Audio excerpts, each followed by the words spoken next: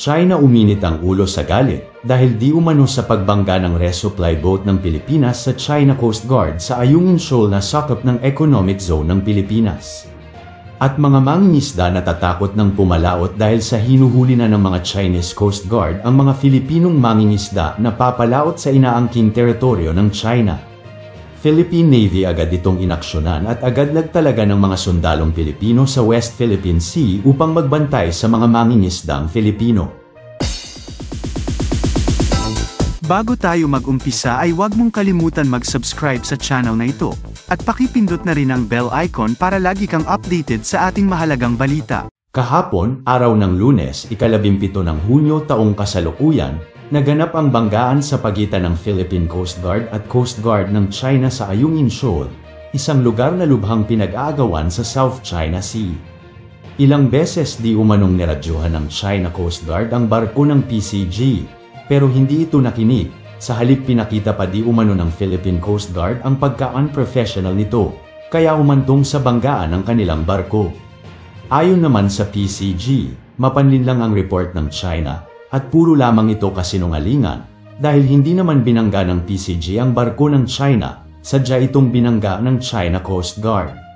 At hindi rin kailangan pang radyohan ng PCG dahil legal ang resupply mission nito, dahil nasa loob ito ng ating exclusive economic zone ng Pilipinas ang Ayungin Shoal. Sa isang makabuluhang pag-unlad, ipinahayag ni Pangulong Ferdinand Marcos Jr. ang kanyang matinding hindi pagsang-ayon sa China sa pagkalat ng tinatawag niyang Peking Balita hinggil sa banggaan ng mga barko sa maritime sa West Philippine Sea. Dahil kung tutuusin, di hamak na mas malaki ang barko ng China Coast Guard kaysa resupply boat ng PCG. Ayon pa sa ating Pangulong BBM, hindi namin maaaring payagan ang maling impormasyon upang pahinain ang aming soberanya at ilihis ang integridad ng aming mga operasyon. Nagsasagawa ng lehitimong resupply mission ang Philippine Coast Guard, at nang haras naman itong mga Chinese vessel na walang ibang gawain kundi maghanap ng gulo sa West Philippine Sea. Ang banggaan na naganap kahapon sa Ayungin Shoal ay nagpapalaki ng tensyon sa pagitan ng dalawang bansa. At inaakusahan ng Pilipinas ng ilegal na panghihimasok at pagbangga ng barko sa kanilang lehitimong pagpapatrolya sa West Philippine Sea. Oh my gulay, talagang ang Chinese Coast Guard pa ang lehitimong nagpapatrolya sa sariling soberanya ng Pilipinas sa West Philippine Sea. Talagang wala na sa tamang katinoan itong China, at puro na lamang pang-aangkin at kasakiman ang nasa utak nito. Nanindigan naman ang Foreign Ministry ng China na ang kanilang Coast Guard ay nagpapatupad ng maritime law sa loob ng kanilang sinasabing karagatan ng China, isang paninindigan na mariing tinanggihan ni Pangulong Marcos. Ayon pa sa ating Pangulo, bukas tayo sa dialogo at sa mga solusyong diplomatiko, ngunit hindi natin kukonsintihin ang mga aksyon na nagbabanta sa ating pambansang seguridad at sa kapakanan ng ating mga mamamayan. Hinihimok namin ang China na itigil ang kampanyang disinformation nito at igalang ang internasyonal na batas.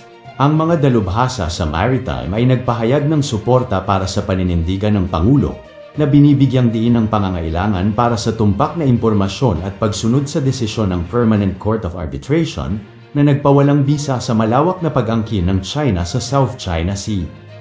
Ang West Philippine Sea ay nananatiling kritikal at lubos na pinagtatalo ng rehiyon, kung saan ang dalawang bansa ay nag-aangkin ng mga karapatan sa mayamang-yaman nito.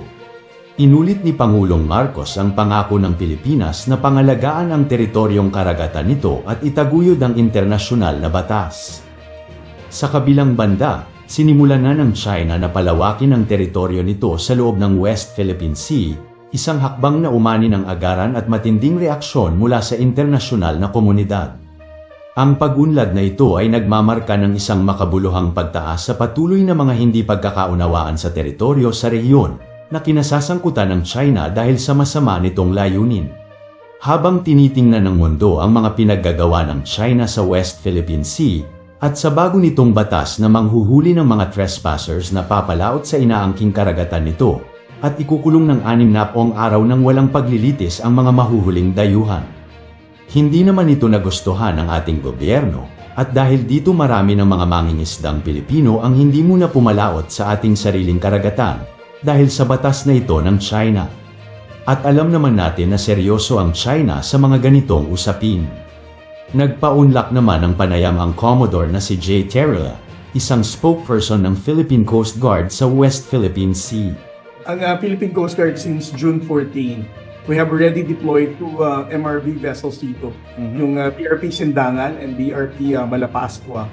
And as we speak right now, patuloy ang Philippine Coast Guard na nagpapatulya sa Baho de Masinloc. And I think it's also worth sharing. No? Since June 14, nang mamataan ng ating mga mangisdang Pilipino na nandun ang Philippine Coast Guard, increasing na ang number ng Filipino fishing boats that we were able to monitor in Baho de Masinloc.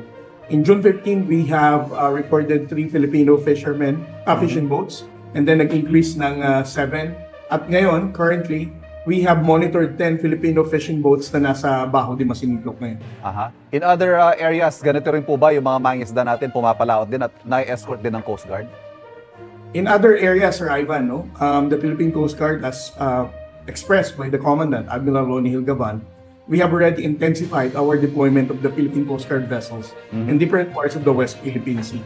Our vessels may not be enough, no?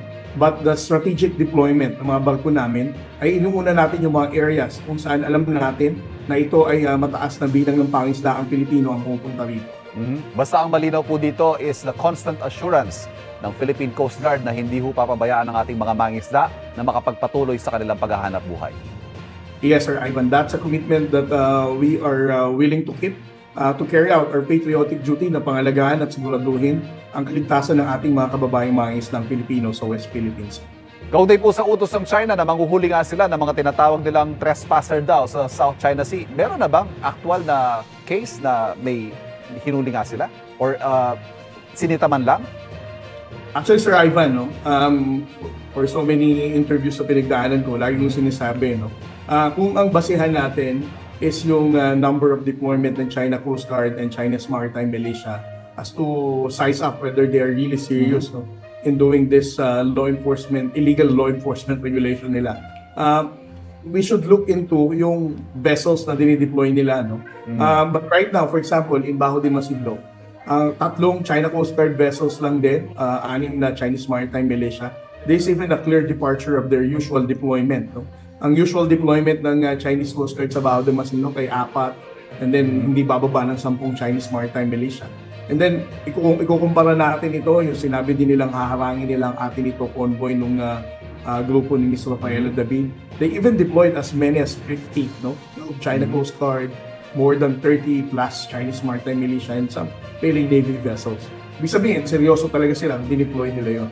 Ngayon, since June 15, no, monitor natin whether there is a substantial increase of Chinese Maritime Forces in Baho de Masinloc and in other areas in Kalayaan Island Group. Hindi pa rin naman tumataas. No? It still remain to be lower than the normal threshold of deployment in China Coast Guard and the Chinese Maritime Militia. Sa tingin po ninyo, this is mere muscle flexing at hindi naman nila tutuparin ang kanilang banta? Ganito yung ba yung analysis ng Coast Guard dito sa sinasabi nila manghuhuli sila, Commodore? Well, Sir Ivan, maalala natin, nung unang i-publicize ng China, yung China Coast Guard law nila, no? They mentioned they're going to use weapons, they're going to use force, and they're even going to dismantle yung mga illegal daw na installation in different parts of the South China Sea na napapaloob sa 9-line. Pero ilang taon na ang nakalipas, wala naman silang na-dismantle, hindi naman sila gumamit ng weapon besides from the water cannoning na ginagawa nila sa atin. Ako, ang personal take ko dito sa regulation na to is since on the same day na dineclare ni Ms. Rafaela David na successful ang kanilang mission sa Baho de Masinloc, ito naman, para sa akin, this is an empty threat. They just intend to discourage the civil society from doing the same event na ginawa ni Ms. Rafaela David of a civilian society convoy. Dahil alam natin kung gaano sumakit ang ulo ng China dito. As I said, no, they have deployed more than 50 Chinese Maritime Forces. No? So you can just imagine kung gagayahin ito ng Vietnam, Indonesia, Malaysia, Brunei, even Taiwan. No? Baka maubusan na sila ng maritime forces for them to counter a civil society movement. So para sa akin, it doesn't just address yung pag-discourage ng civil society, but it also threatens, no, ang atang mga mangisda, hindi lamang dito sa Pilipinas, kundi sa iba't ibang bansa dito sa Southeast Asia. Right. Ikaw, Idol, ano ang masasabi mo sa mga maling paratang ng China tungkol sa banggaan ng dalawang barko ng Pilipinas at China, at sa mga kawawang mangingisda na natatakot pumalaot sa West Philippine Sea, dahil sa mga bagong batas ng China na huhulihin nila ang mga dayuhang papasok sa inaangkin nilang teritoryo? Hanggang dito na lamang po mga idol, maraming salamat po sa inyong lahat at mabuhay po kayo.